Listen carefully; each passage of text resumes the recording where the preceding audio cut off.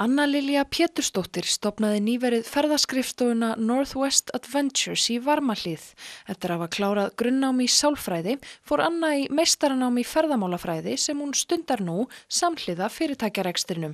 Þetta er fyrsta ferðaskrifstofan á Norðurlandi vestra sem þjónustar allt svæðið en Anna segir heimasíðu fyrirtækisins vera eins konar rafræna upplýsingamiðstöð þegar kemur að gistingu og afþreyingu. Ég er fædd og uppalinn hérna í Skagafirði og búin að búa í 15-16 ár fjarri heimahögum og verið svolítið svona, fengið þó kannski aðeins svona fjarlægari sýn á hvað er að gerast hérna í ferðaþjónustunni og hefur auðvitað mjög mikið jákvætt gerst á undanförnum árum. En það var alltaf svona það er auðveldara þegar maður er í burtu að sjá hvað vantar og hvað er að heldur en þegar þú ert í hringiðinni. Og þá fór ég að hugsa þetta, fyrir svona, það hafi ekki verið svona 2011-12 eitthvað. Og hvað var það sem að þið langaði til þess að koma með nýtt inn í? Sko, draumurinn var í rauninni alltaf að geta flutt aftur heim á einhverjum tímapunkti. Svo var ég búin að vera að vinna á sama vinnustæðnum í 7 ár, eitthvað sliðis. Og svona komið tími til að skipta og prófa eitthvað nýtt og bara vinna við eitthvað allt annað. Og þá svona fór ég að hugsa hvort ég ætti ekki bara að drífa mig heim aftur og láta þennan gamla draum rætast. Ef ég ætlaði að koma heim þá þyrfti ég að skapa mér atvinnu sjálf. En þinn bakgrunnur, liggur hann að einhverju leyti í ferðaþjónustu? Sko já og nei. Ég var í 6 ár held ég sé að segja rétt frá. Var ég safnvörður út í Glaumbæ í byggðasafninu. Og svo er ég nú svo heppin að frænka mín Svanhildur rekur hótel í Varmahlíð.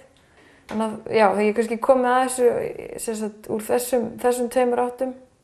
Og svo var ég mitt gamla starf var hjá Landsmóti hestamanna og það er þá kannski svona enn einn vinkillinn í gegnum íslenska hestinn. Þá var ég að fara erlendis og sýningar og viðburði og kynna landsmót og kynna hestinn og svona komst þá í sambandi við mikið af fólki sem ég er sem betur fyrir enn í dag í góðu sambandi við og er í rauninni út um allan heim og hefur áhuga á íslenska hestinum og þannig ég var búin að vera koma að þessu svona á alls konar að máta sko. Þjónustan sem Northwest Adventures býður upp á er tvíþætt. Annars vegar selur fyrirtækið afþreyingu sem nú þegar er í boði hjá ferðaþjónustuaðilum á svæðinu, til dæmis rafting, sjóstöng og siglingar, en hins vegar hefur Anna Lilja hannað nýjar ferðir á vegum fyrirtækisins. Það var svona eiginlega það fyrsta sem ég gerði, það var að safna í kringum mig fólki sem vildi vera með og vildi koma sér á framfæri og var kannski ekki alveg átti í rauninni bara nóg með sig að vera skipuleggja sínar ferðir og halda þeim úti en kannski ekki mikið að selja þær á netinu eða koma á framfæri öðruvísum bara í gegnum auglýsingar sko. Þannig að það er kannski kjarninn sem myndar síðuna og svo erum við núna að koma með á næstu vikum okkar eigin ferðir og þar byrjum við á því sem ég nota að kalla flaggskipið okkar sem er þessi matarferð Skagafjörð, svona culinary adventure köllum við þetta og hún er hún kemur á mjög góðum tíma því að Skagafjörður er handhafi gæðaverðlauna, er gæða áfangastaður, heitir það víst.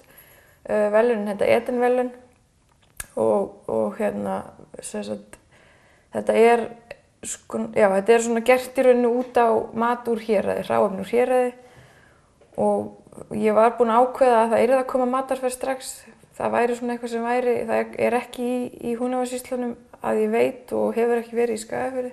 Við ætlum að byrja á því og svo tínum við til fleiri ferðir. Það verður söguslóð í Skagafirði, það er söguferð og annað slíkt og það er ýmislegt á teikniborðinu en ekkert kannski sem er komið eins langt á þessi matarferð því að við ætlum að nýta árið, við megum kalla okkur gæða áfangastað út árið og við ætlum að nýta það vel. Við köllum þetta surf og turf og surf er þá sjósigling og þá veiðir þú það er í rauninni eldað úr eigin afla og það er þá þorskur væntanlega sem við náum á sjóstöng hérna út af firðinum og förum með hann heim í eldhús og gerum eitthvað gott úr honum. Og svo er það törf hlutin sem þá hægt að bjóða upp á allan ársins hring því að sjóstöngin nú ekki kannski aðlaðandi í janúar eða febrúar. Þá það heimsókn á sveitabæ sem þá annaðhvort kúa eða fjárbú og þú færð þá svolítinn tíma til þess að hitta bændurna og ræða við þá svona bara í rauninni allt framleiðsluferlið frá fæðingu og allt til enda. Og svo eltir okkur kokkur sem með smakk á hverjum stað sem þá hráefni úr héraði, hvort sem það eru einhverjar snittur eða drykkir úr einhverju mjólkurafurðu eða hvað það er. Og svo endum við þetta og borðum við saman tveggja rétta máltíð sem þá alveg eldur frá grunni. Við erum bara með honum inn í eldhúsinu, matreiðslumeistaranum, og hann segir okkur frá bara verkun á hvort sem það er kjöt eða fiskur og meðhöndlun og bara svara þeim spurningum sem upp koma.